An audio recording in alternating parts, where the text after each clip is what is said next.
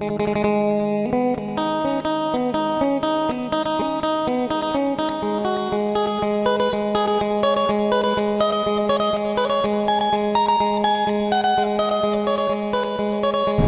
นี้วันที่18เดือน3 2017พวกเราได้พากันมาเข้ามาดินแดนแห่งสิ่งที่สวยงามมีภูผาป่าดงภูผาหินเนาะไปตามห้องนี้ไปบ้านของที่นั่ง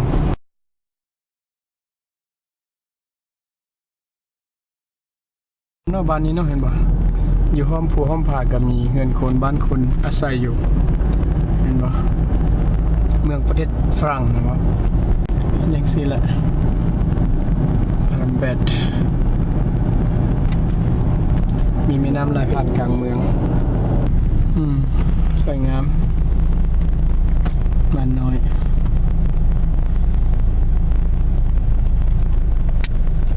100 ปีเติมแล้วบ้านมันอยู่นี่จะได้มาแล้วนี่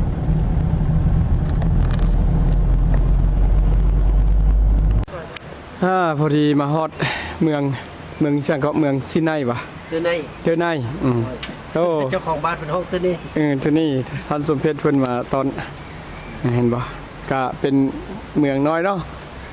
ที่คือสีอบอุ่นดีอยู่ห้อมภูห้อมผาบ่มีลมพายุมารับประกันเรื่องนี้สบายดีสบายดีโอ้มาฮอดแล้วเนาะสบายดีใครอะไรมั่งสบายดีโอ้งามใครว่าพี่สบายดีโอเคพากันฮอดดนแล้วอบอุ่นแบบครอบครัวครับสวัสดีพักส่วนต่อมานี่ก็แม่นฝากมาแต่ทางประเทศสเปนเพิ่นได้นอนนี่เนาะเพิ่นสิเอามาแจกแขกนอนนี่เนาะมันมีทั้งตัวนกเห็นบ่ตัวนกแล้วก็ตัวปลาเห็นบ่อันนี้ก็สีมือของคนลาวแล้วนี่อันนี้ก็ตัวม้าเห็นบ่โอ้งามมีตัวกระปูเห็นบ่อันนี้ก็งามเนาะคนลาวเขาสร้างมีหัวคิดประดิษฐ์สร้าง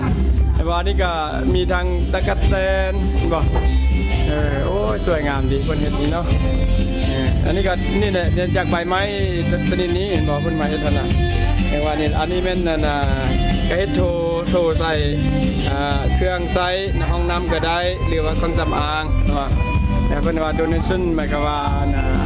ให้ฟรีเนาะหมายความว่าผู้ใดสิบริจาคเท่าใดก็ได้เนาะอย่างว่านี่เลี้ยวเบิ่งไปทางเทิงนี่แม่นเห็นไหมเนาะที่ว่าพวกคนขายออกไปต่างประเทศนั่นนะเนาะก็ถ้าก็เอามาผลิตเฮ็ดสิ่งของเหล่านี้นี่ผมจะได้เป็นเงินเป็นคำเป็นรายได้เข้าประเทศให้ประชาชนมีอยู่มีกินเนาะ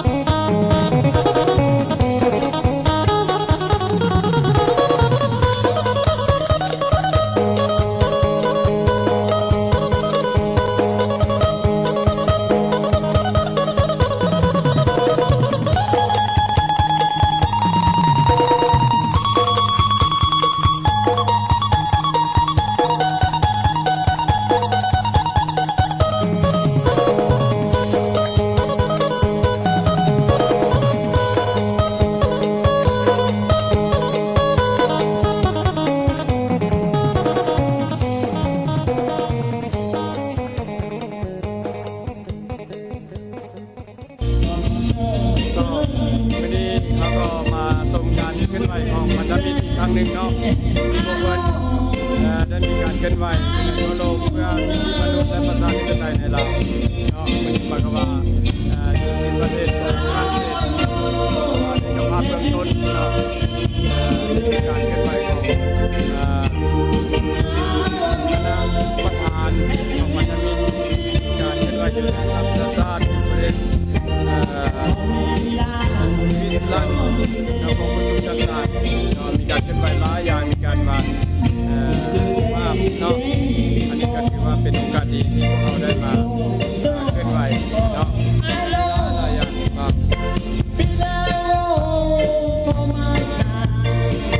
เนาะดีหลายพวกเพิ่นเฮ็ดได้บ่กะเกียบได้ดีเห็นบ่แห้งคักงาม นี่เมนนี่เมนว่า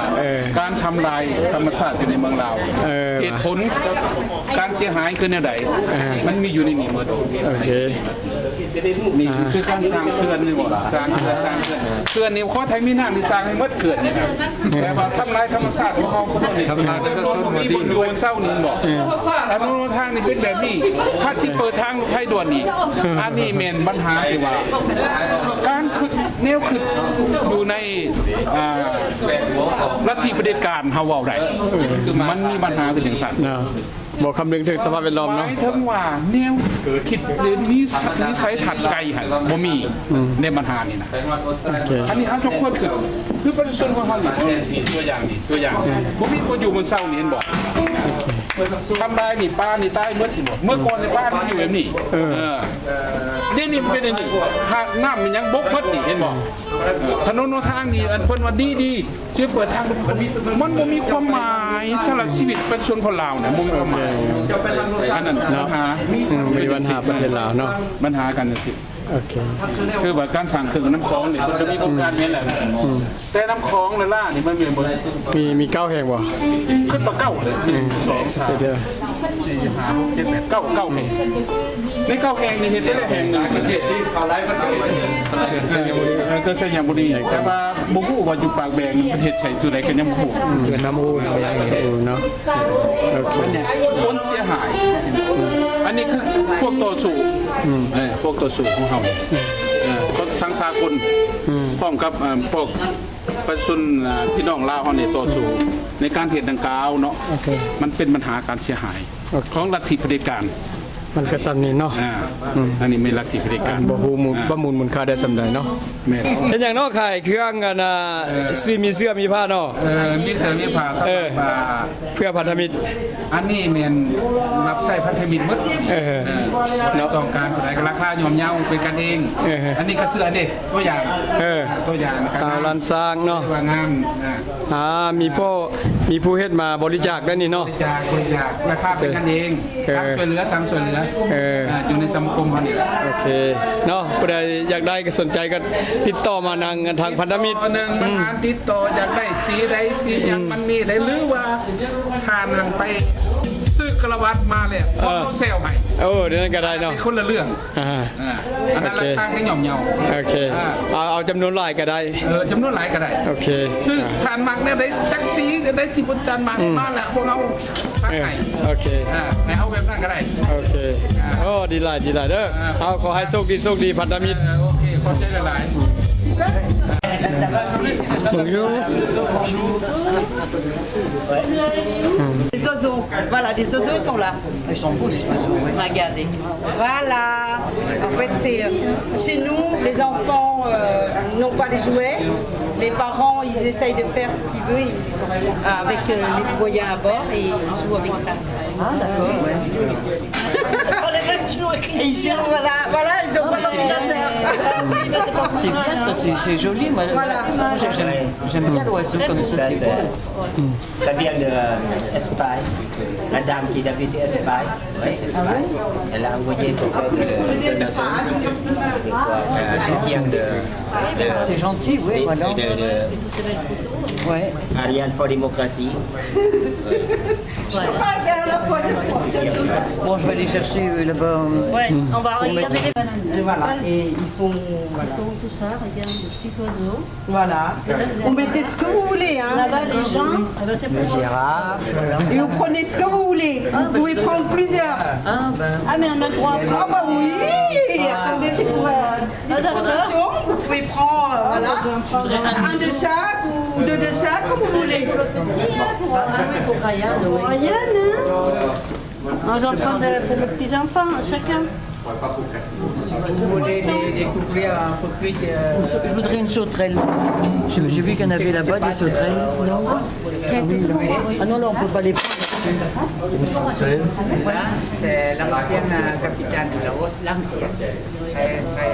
Très vieille ville. C'est une ville de la guerre 1954. On connaît un peu, oui mais on connaît un peu par la télé. D'accord. Et le Vietnam, part de ce côté. Ça, c'est le Vietnam. Après, c'est le Cambodge au sud et la Thaïlande. Voilà, la Thaïlande, c'est là. Et après, c'est la Vietnam. Elle aurait dû venir à la période. Voilà. Ah oui, oui, oui. เนาะ กับผู้อันนี้ หมายความว่าเพิ่นเอามาแล้วก็เอามาเป็นของควรให้แขกผู้มีเกียรติเนาะ ให้เป็นของต้อนให้แขกแล้วก็ เพิ่นก็จะบริจาคเอาเล็กๆน้อยๆเนาะ แม่ละ นอกจากนี้ก็มีการวางแสดงรูปภาพนั่นบอกเกี่ยวกับเรื่องราว แสดงเรื่องคือบ้านเมืองเขาในสมัยก่อนมันกับ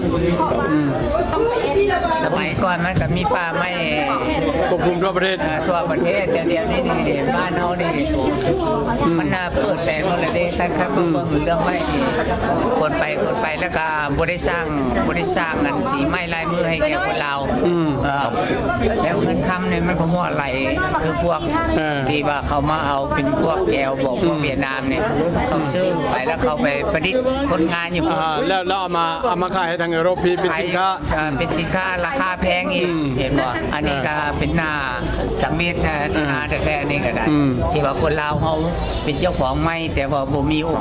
กาสได้ใช้อันนี้แหละจึงว่ามันก็เป็นสิ่งที่พวกเขานั้นได้ต้องได้คืดนำกันเนาะแผ่นดินลาวเป็นของคนลาวป่าไม้ลาวเป็นของคนลาวเนาะเห็นบ่ขนาดมีแต่เอาใบไม้ซื้อมาผลิตกันยังเป็นสินค้าหรือว่าเป็นนั้นคนลาวมีฝีมือที่ดีเนาะ Prenez en photo s'il vous plaît. เนาะอันนี้ก็ถือว่าเป็นการประกอบส่วนอันหนึ่งของพวกพันธมิตรที่ว่ายามใดก็เป็นห่วงเกี่ยวกับชะตากรรมของบ้านของเมืองเนาะอันนี้ การแม่พวกเขาในบ่นิ่งติ้งอยากให้พวกประชาชนคนลาวเขาทั้งในได้เข้าใจว่าพวกเขานี่บ่ได้อยู่ละล่าเขาเป็นห่วงเพราะว่าจะเป็นทรัพยากรธรรมชาติทุกสิ่งทุกอย่างมันเป็นของประชาชนลาวทุกส่วนแต่ว่าประชาชนบ่ได้ช่วยใช้มีอำนาจเนี่ยเนาะอันนี้แหละหมายความว่าอยู่ใช้ว่าประชาชนเป็นเจ้าของประเทศชาติเนาะอันนี้มันหมายความว่าปัญหาที่เกิดขึ้นอยู่ในภายในประเทศนักเรียนเด็กน้อยครับบ่ได้รับการศึกษาเนาะอันนี้ก็ถือว่าเป็นเรื่องยุ่งยากและก็กำลังซับซ้อนอยู่ในภายในประเทศลาวชั่วโมงนี้น่าจะประชาชนลาวคนลาวทุกคนต้องได้คิดนำกันเนาะอันนี้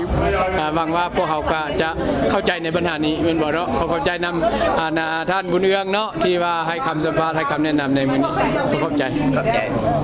เดินแอบเดิน โอเคเนาะเอาเด้อเอาเฮ็ดเวียกเนาะรอนาทีมื้อนี้โอเคเอามีโอกาสแล้วจะคุยกันต่ออันนี้พวกนี้ก็หมายความว่า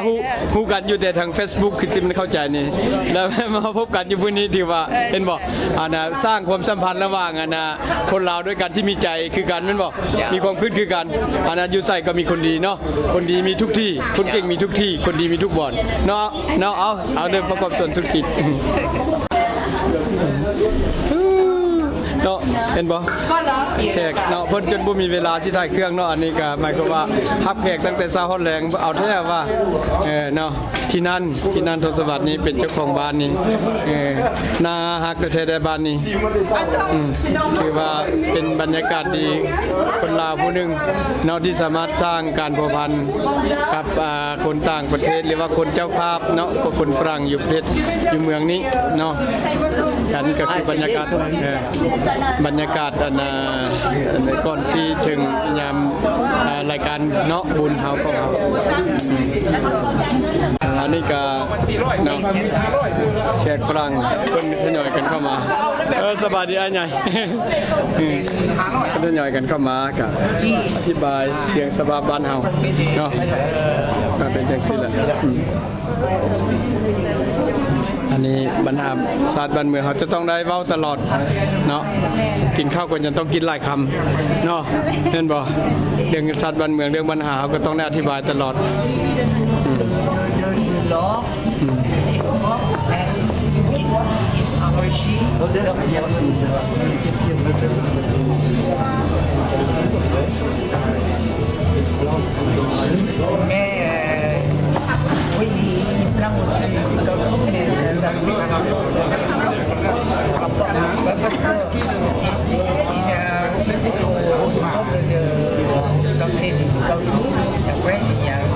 แต่ว่ามันเป็นกฎหมายของใหม่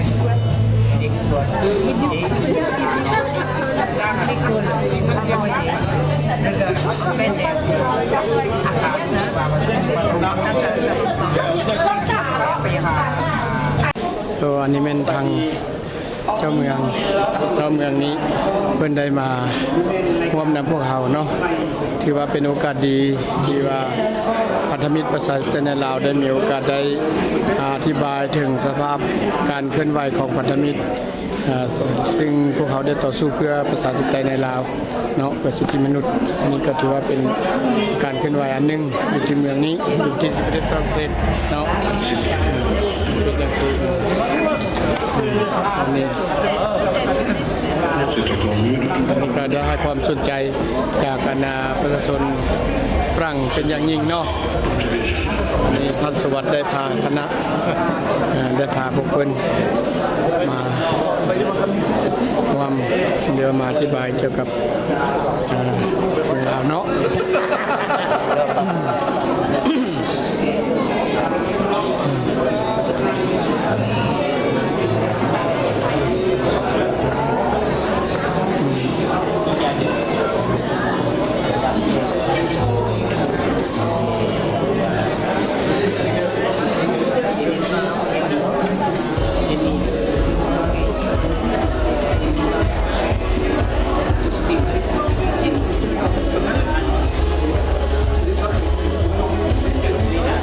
นี่เป็น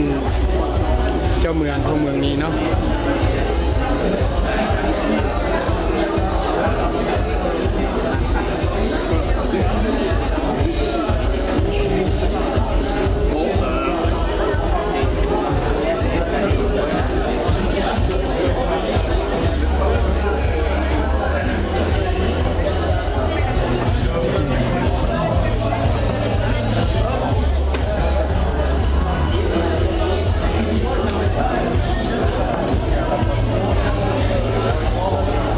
แค่กำลังทยอยกันเข้ามา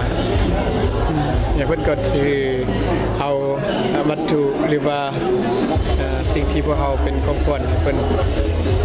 ก็ถือว่าเป็นบรรยากาศดีอันนึงเห็นว่าคนลาวเขามีฝีมือดีนะเฮ็ดนั้นเฮ็ดนี้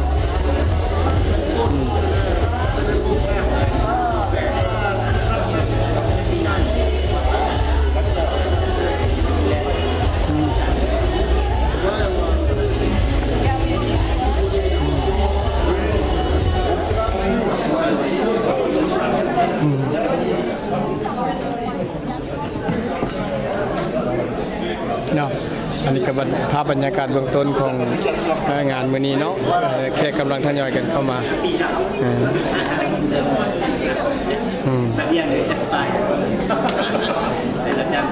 การสร้างสาวเอามาเบียดกันแล้วก็โดนอยู่เขาเย็นลงมาเบียด ก็ที่นั่งเนาะเป็นนางที่นั่งพระไทยโอโลมกับ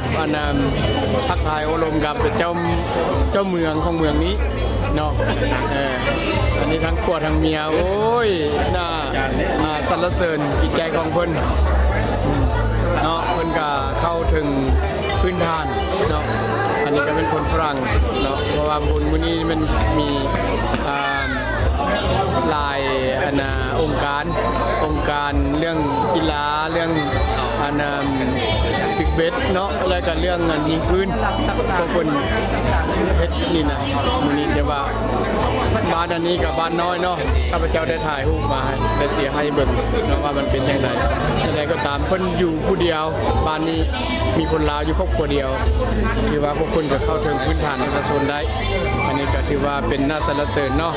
ที่นั่นทุกสวัสดิ์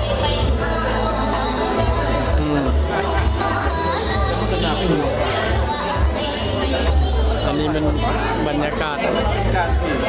เบื้องต้นยังบ่ทันได้เปิดกันรายการเพื่ออันนี้ก็การวางแสดงเนาะอันนี้ก็เป็นอย่างที่อันนี้คนกำลังทยอยกันมาอยู่เนาะเนี่ยสำหรับคนลาวเขาก็โต้ลมกันหลายปัญหาเนาะทางไอ้ใหญ่คนเพิ่นก็คือกันโอ้ไอ้ อาลีเป็นไงสบายดีอาใหญ่ สมัยนี้ อยู่ไกลบ่จากนี่ โอ้70 ลักหมดเลย 70 ลักโอ้เนาะ ใส่ชั่วโมงนึงมากกว่า ว่า พอคอยไปคนมาคนต่อไป โอเคเนาะโอ้ฮอตจึ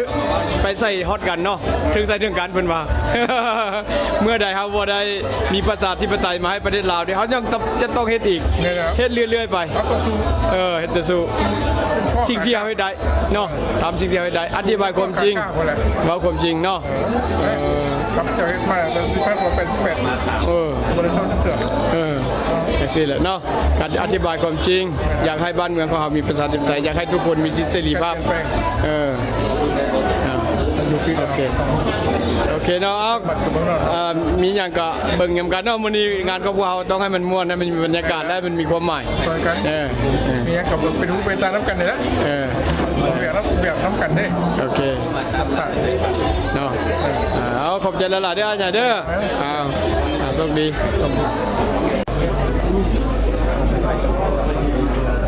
ขอโทษได้ขาเบียกน้อยหนึ่งบ่ลมยังนั่นกันเนาะคือมุมมับอยู่สบายดีทำทุกการว่าเนาะท่านสมเพชรเพิ่นก็อยู่มอนี่ที่ว่าก็เป็น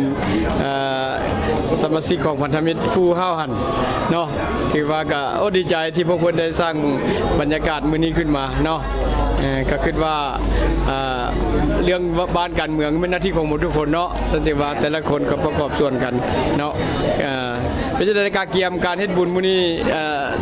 เกียมมาโดนแล้วบ่ยุ่งยากแนวใดเขาก็ได้เพิ่นก็ได้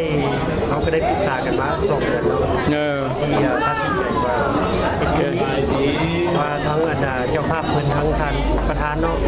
สวัสดิ์สวัสดิ์เพิ่นก็เป็นคนพื้นฐานอยู่ในเขตนี้มาหลายกว่า15 ปีเพิ่นก็ฮู้จักดีเกี่ยวกับคนในพื้นที่นี้เพิ่นก็อยากเผยแพร่ว่าประเทศเขามันกำลังมีอย่างเกิดขึ้นอยู่ในประเทศเขาเป็นประเทศที่สวยงามแบบไหนประเพณีเขาแนวไหนมันก็อยากให้คนในหมู่บ้านของมันได้รับรู้ที่ว่าเขาได้ตกลงกันแล้วก็ได้ตัดสินใจจัดงานนี้มาเพื่อเป็นการเผยแพร่วัฒนธรรมกับประเพณีของเราเขาแล้วก็โดยเฉพาะกับปัญหาของประเทศเขาที่กำลังเผชิญโอ้ดีใจหลายที่ว่าพวกเพื่อนท่านได้ทำความเข้าใจเนาะให้ประชาชนคนฝรั่งเขาเข้าใจว่าสภาพการบ้านเมืองของเขาเป็นอย่างไรเนาะอันนี้เป็นห้องพิเศษอันนี้ห้องอุ่นอาหารเป็นว่า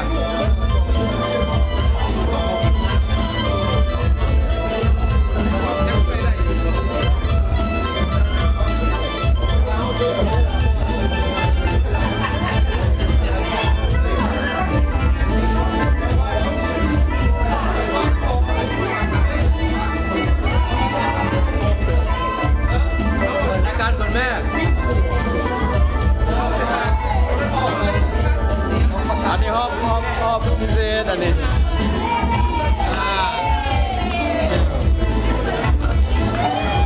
ห้องพิเศษสร้างบรรยากาศ